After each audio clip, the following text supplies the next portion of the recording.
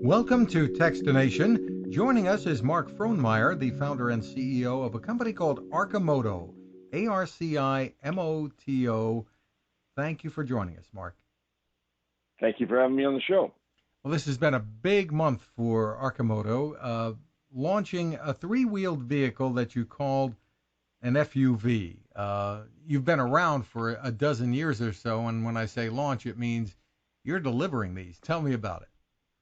We just last Thursday we launched production and delivery of the fun utility vehicle, the FUV. It is a three-wheeled, ultra-efficient ride for everyday driving. So it is a three-wheeled motorcycle, all electric, two wheels in front, one wheel in back. You have an upper frame overhead, seats and seat belts for both occupants. Plenty of room for two big humans to sit, and room for groceries.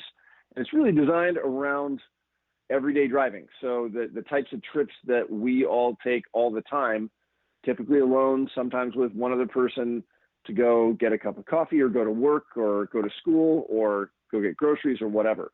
So our goal with the FUV is to have a product that hits really the sweet spot of daily mobility utility, and does so just in a radically more efficient way than a car. And it's an electric vehicle. Tell us about the range and top speed that you can achieve with this. So it can go on all the roads. You can go up to 75 miles an hour. It gets 102.5 miles of city driving range. And that corresponds to an urban driving efficiency of 173.7 miles per gallon equivalent. Very interesting. Now, this is at least a semi-open vehicle. You're not sealed from the weather entirely. You can think of it like it's like a Jeep meets a motorcycle. So if the weather's nice, you can ride it without doors on, and it's actually a really very engaging experience. You feel like you're in the world. And then we have several different door options. We have a soft shell full door, soft shell half door, and a hard shell half door. Starting first with the soft shell half door, but those other two will be available within a few months of launch. So you could be sealed from the weather, more or less. Yeah, and the reality is when you have that full fairing overhead. We just had it in we're in Eugene, Oregon, where it rains all the time, and we were just in the city parade. It was dumping rain, and you stay dry.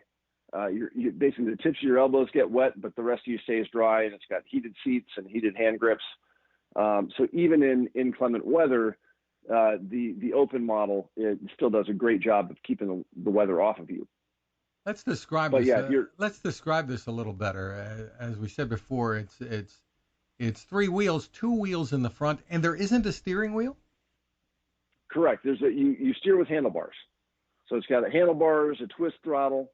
There's a trigger for regenerative braking, and then you have a foot brake for the hydraulic brakes. So it really is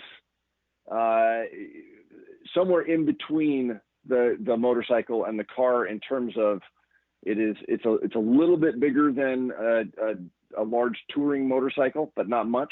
So you can park them three to a space. But it has a very flat, level ride, so you don't lean like you would on a bike. It has much more of a sports car type front suspension.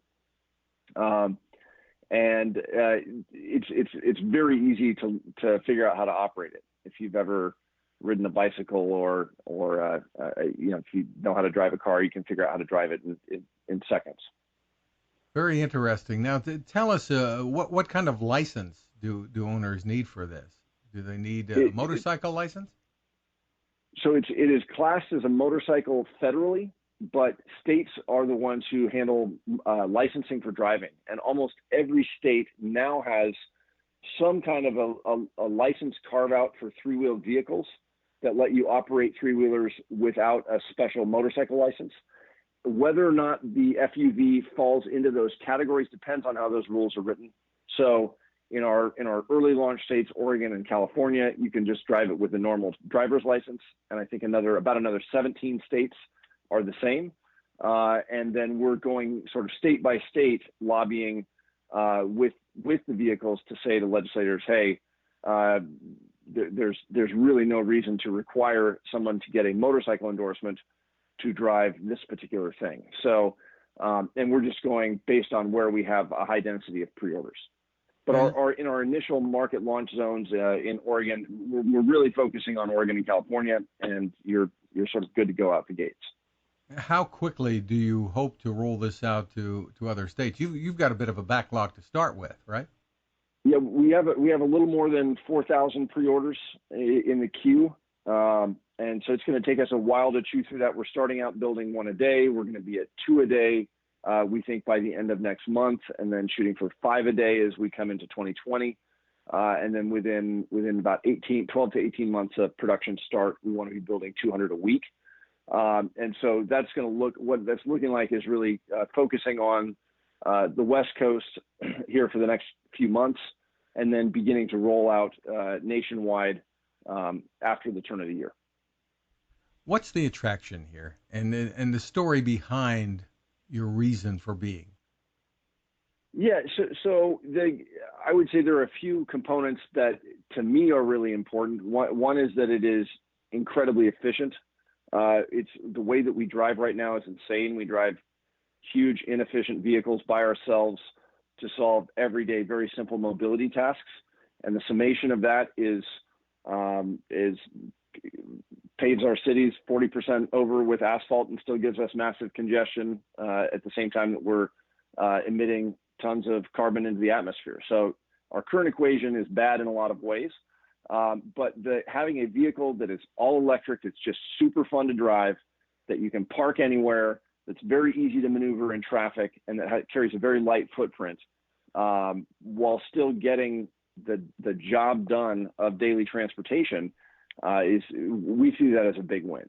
That's the reason why. And what prompted me to start the company is I went looking for a product that didn't exist. So and this was 2007. I wanted a vehicle for my daily trips.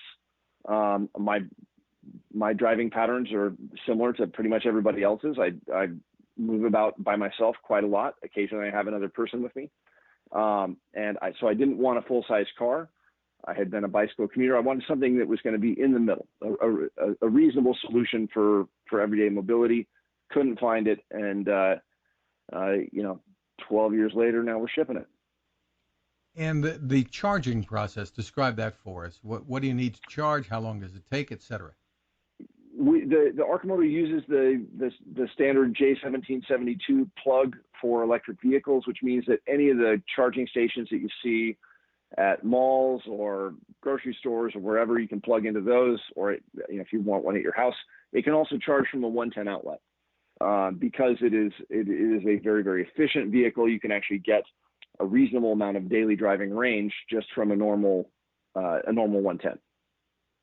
So if you plugged it in overnight, you're going to be good to go the next day into a standard outlet? Plug it in at night, every morning you got a full tank. Really interesting. So where do you hope this goes from here? You mentioned what the rollout plans, how you plan to step things up. You're making these here in the U.S., right? Yep, we're building here at our global headquarters in Eugene, Oregon. We have built a semi-automated production facility that goes from raw materials, steel and sheet and tube steel, to finished vehicles. And what I should say also is that the vehicle Fun Utility Vehicle is just product number one. What we really have is a very flexible, super efficient, low-cost electric vehicle platform, and we see a bunch of different ways to leverage that platform into different markets in mobility. So, product number one is a consumer vehicle. It's the semi-open, sort of motorcycle meets Jeep product.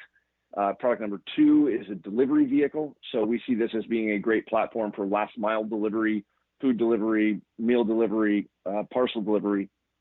Product number three we have aimed at emergency response. We call it the rapid responder, and that would be for so that first responders can get to accident sites more quickly, for law enforcement, for campus security, and so on. And then we have other products on the drawing board that also sit on that same platform. And about 90+% of the parts are the same between all the products. So we're really seeing this as a new mobility platform more than just a single product. You mentioned pricing here, so tell us about that. We're entering the market at $19,900. So a sub $20,000 100-mile city range vehicle for everyday driving. And as we scale up, of course, we think we can bring that price down as well. Very interesting. For more information, where do we go? Arcimoto.com, ARCIMOTO.com. Well, congratulations on the launch here, and we can't wait to see what's to come. Mark Frohnmayer, thank you for taking the time with us. Fred, thank you very much. Really appreciate it. Cooking with the power of the sun. Hi, I'm Fred Fishkin, here to tell you about the latest innovation from my friend Patrick Sherwin and his great team at GoSun Stove. The GoSun Fusion has arrived using the company's tried and true reflectors and a solar vacuum tube to get you cooking without the mess of charcoal, heavy propane tanks, or smoke.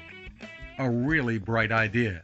And with an optional solar panel and battery storage and the ability to plug in at home or on the road, you really can use the GoSun Fusion to cook anytime and anywhere, day or night, rain or shine. I love what Patrick and his team are doing, and so will you. Want to learn more? Head to gosun.co to check out all of the company's products and innovations, and use the code Techstination to save 10%.